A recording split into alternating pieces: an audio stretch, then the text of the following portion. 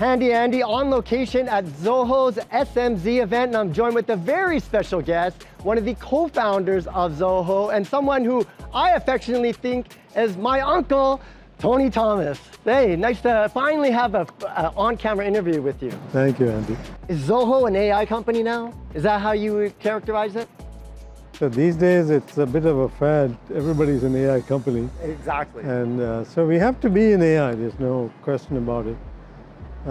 We do think that AI is going to have massive long-term impact, but AI is just going to be embedded into products, is the way we see it. We don't see AI as its own thing. And like you say, like AI should just be working seamlessly. You shouldn't be feeling like you're using AI. It should be working. And that's the thing, is because before this AI that everyone kind of felt it was machine learning before that, wasn't it? Exactly. And that's an area we still think is important for things like robotics.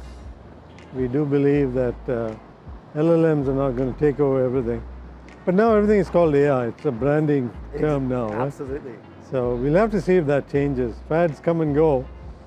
So who knows what it'll be in a couple of years. Might be something else. And one thing, especially about this event, it was really interesting because you brought together like analysts, customers, influencers, all together in one room. Why did you guys decide to do that? So the genesis of this was the feeling that it's hard to combine an event for larger businesses with ones for smaller businesses. So, while we are getting pulled a bit into the enterprise, the larger business space, our core is small business. Yeah. And we believe that small business is, good for the economy, good for the world. And so we will continue to be, see small business as essential and a great opportunity for us as well. Yeah. What are you excited about? Like what motivates you to get up every morning? Yeah. I have to say it's technology. It's interesting with all the recent changes.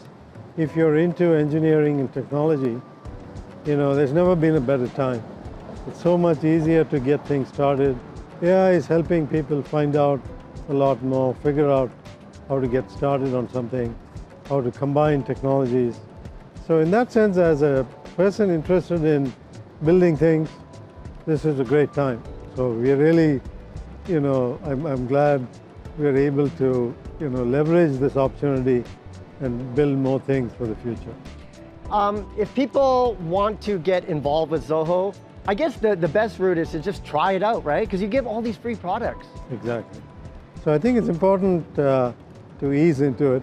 People need to try things, see what works for them.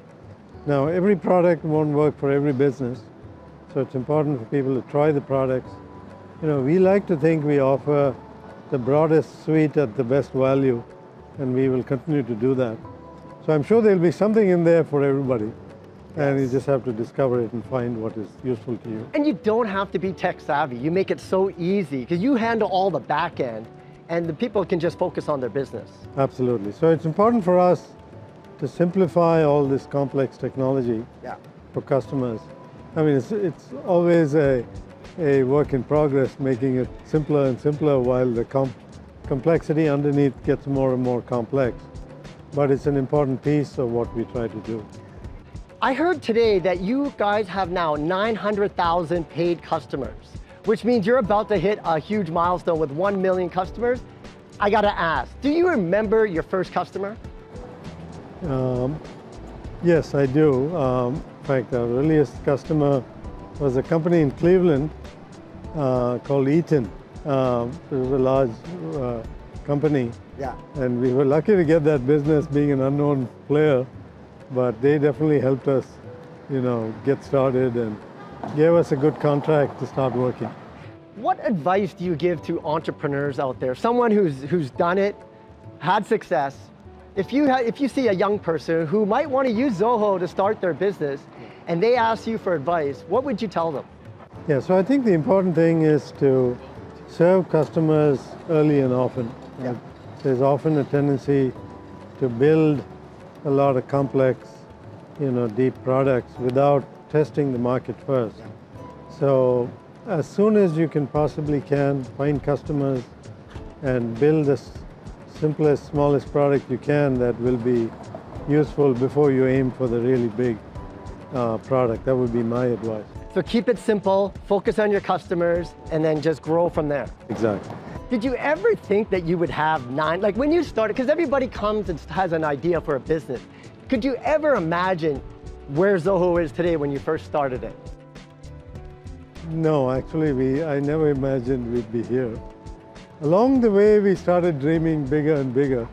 But when we started just getting a business that makes money, seemed like a great thing. This is the question I've been wanting to ask you. With 18,000 employees, you're a very, very big company, but somehow you maintain to have almost like a startup mentality. Culturally, how were you able to do that? Yeah, so it's been an important, ethos for us from the beginning of having small teams with a lot of independence. Yes. And that's been the, blessing for us in terms of having a lot of young people that, started with the company, Yes. formed small teams, and grew them into bigger and bigger teams. Hopefully each with smaller teams that have a lot of autonomy as well. So the company runs that way. We think of it more like 1,000 speedboats rather than a super tanker. Exactly. So we like to have that flexibility and give teams a lot of autonomy. Folks, this is the man. He's been there, he's done that, and he's doing it. Tony, or as I like to affectionately call him, Uncle Tony, thanks so much. Thank you. I'm Andy Barrar here at Zoho's inaugural SMZ event. Thank you so much.